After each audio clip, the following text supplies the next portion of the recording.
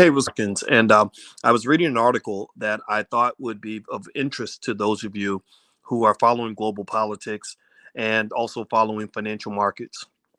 It turns out that there is a study by the Associated Press that basically finds that China has been using social media to manipulate the minds of the American public.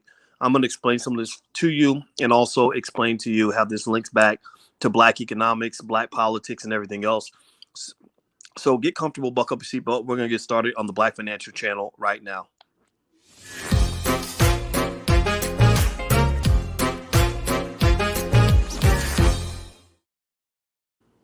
Hey, what's going on, guys? My name is Dr. Boyce Watkins. Welcome to the Black Financial Channel. That's theblackfinancialchannel.com. My name is Dr. Boyce Watkins. I'm your friendly neighborhood finance professor. I want to talk to you guys about something that I just read about China and how the Chinese government, according to a recent study, is using social media, using Facebook, Twitter, and Instagram to manipulate public opinion in America. Now, why am I bringing this up? You might say, well, what does this have to do with Black people? Well, I believe it has to do with Black people because you've been seeing a lot of these interesting hashtags, stop Asian hate, things like that. And these things sort of manufactured to portray Black people even as constant perpetrators against Asians and things like that. And I'm going to kind of challenge some of that with you. And before I begin, I want to say hello to everybody. Carol Johnson, Max Jerome, Duran Topping, email Marco. It's good to see you. All right. So hit the thumbs up button. Please hit the thumbs up button. I'm not going to take long, but I want to break this down for you and read some of this to you. This article is in the Associated Press, and the article is titled "Army of Fake Fans Formed the Basis of China's Messaging on Twitter." I think that's formed the basis. I can't read that word on the screen. But let me know if you can hear me, by the way. Let me know if you can hear me okay. And so this article is in the Associated Press. And what it basically is saying in the article is that the Chinese government, through a study by the Associated Press, they did an investigation. They found that there were hundreds and hundreds, if not thousands, of fake accounts on Twitter, Facebook, Instagram, etc., that were used to basically push messages that came directly from the Chinese government. There was a Chinese diplomat that they mentioned in the article that's basically grew to over 100,000 Twitter followers, and they didn't know how he did it, but he got all these followers, and next thing you know, he's being constantly retweeted. So all of his ideas, all of his messages from the Chinese government, anti-American messages about various political issues in America were being retweeted to millions of people.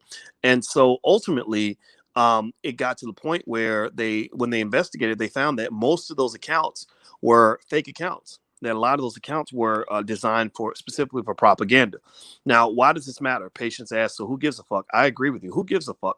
Well, the reason I give a fuck, the reason it's important to understand is because it's very important for Black people to understand how chess is being played on the global economic landscape.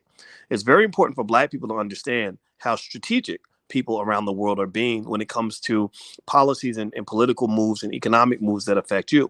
Now, I've explained to you guys, when we talk about powernomics is something that is practiced heavily in China. The Chinese practice powernomics. If you look up Dr. Claude Anderson's powernomics principles, the Chinese practice them very, very well.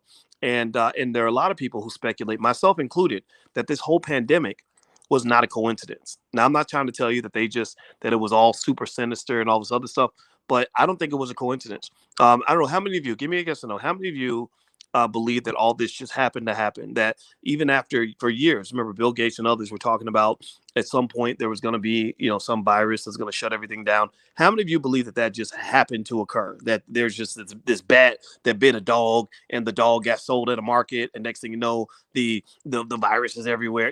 I mean, seriously, it was a fucking fairy tale. It was a joke.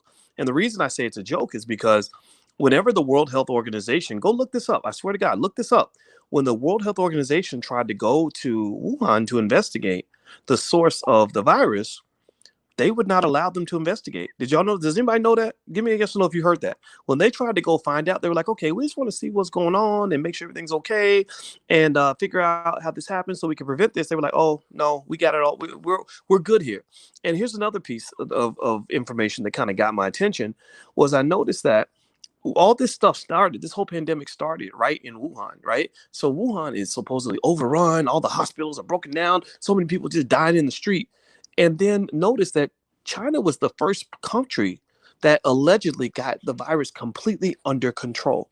They literally went from having tens of thousands of new cases a day to having like 12 new cases over the entire continent or the entire country of China, where they literally were like, oh yeah, well those 12 cases, they came from Europe. Those were 12 Europeans that came over. Does anybody remember that? Like they started the thing, right?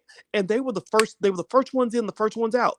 And it reminds me, you remember you were little when somebody would fart and they'd be like, whoever smelt it dealt it, right? The first person to react to the fart is the one who farted, right?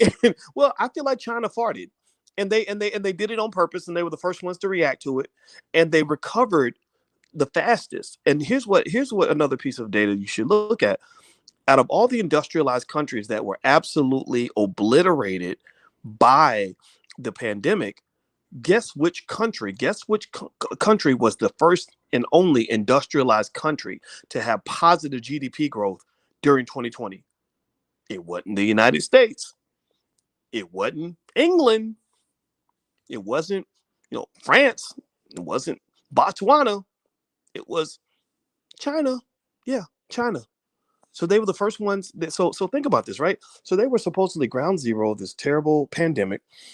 Scientists go missing and all kinds of other crazy stuff that was going on. Just go look it up. It's real interesting stuff. Like I take in all the information. I don't, I'm not a conspiracy theorist, but that don't mean I don't believe conspiracies don't exist. I believe governments are gangster. I believe governments are much more sinister than you think. Also, remember, before all this started, China's number one problem was Hong Kong. Remember, they shut down LeBron James when LeBron James, I think they asked him about Hong Kong, and he said he didn't even want to mess with China. Even LeBron, who will go out and say anything to anybody, he didn't mess with China, right? Because the GM one of the GMs at the Houston Rockets said something like "Free Hong Kong." They made a very big deal out of that. China's number one problem before the pandemic was Hong Kong. They could not control Hong Kong because they had 1 million people in the street.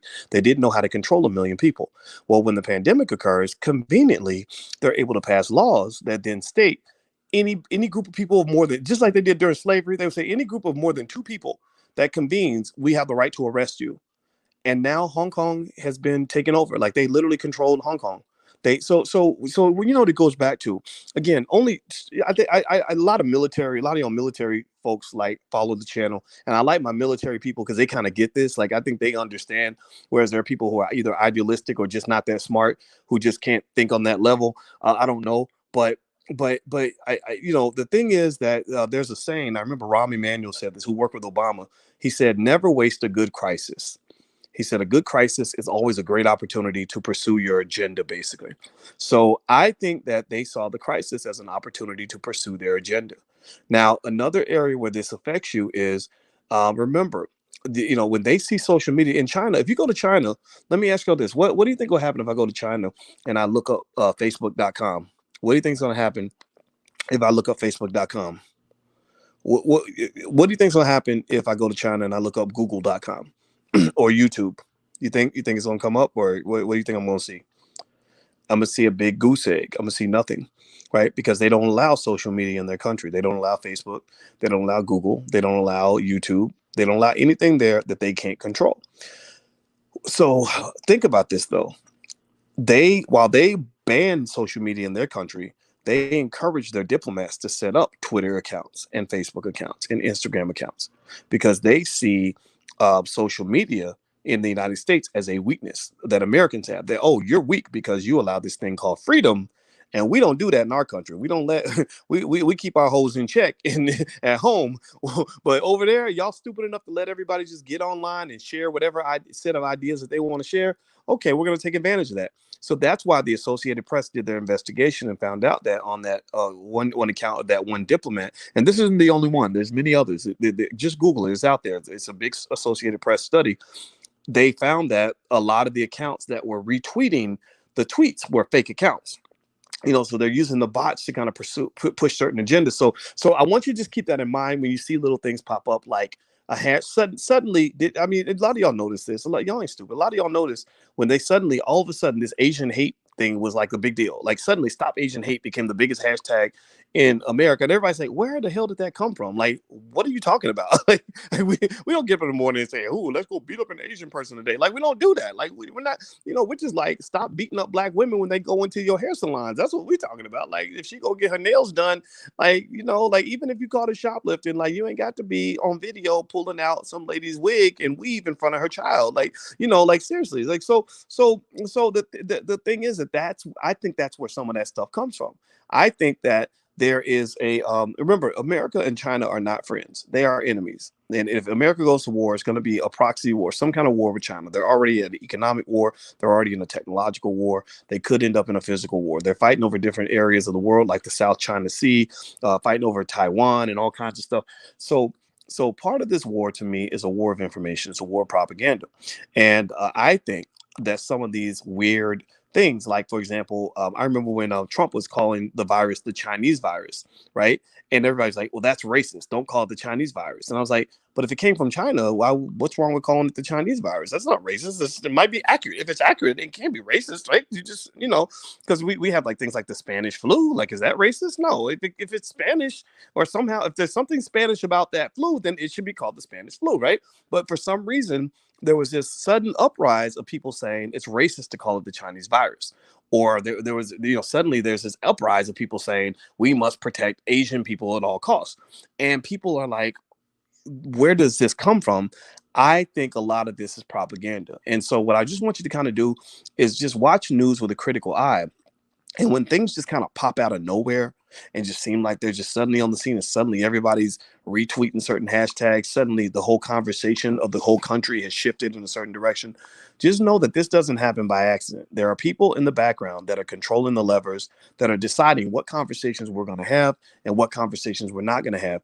And so what I would like for us to do as Black people is have our own conversations. That's my point. That's what I'm getting at here. And so those of you who don't get what I'm talking about, it's okay. This conversation might be above your head. It might be above your pay grade.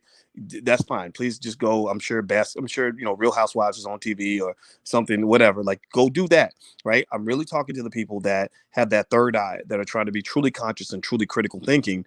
Pay attention. Pay attention. I don't know exactly where all the conspiracies are coming from, but you can't tell me that conspiracies don't exist. And that's where I am with that. I'm not a person that's going to believe every conspiracy theory that comes along, because sometimes, unfortunately, some of y'all is constantly stuck on conspiracies, right? And I'm not a person who's into that.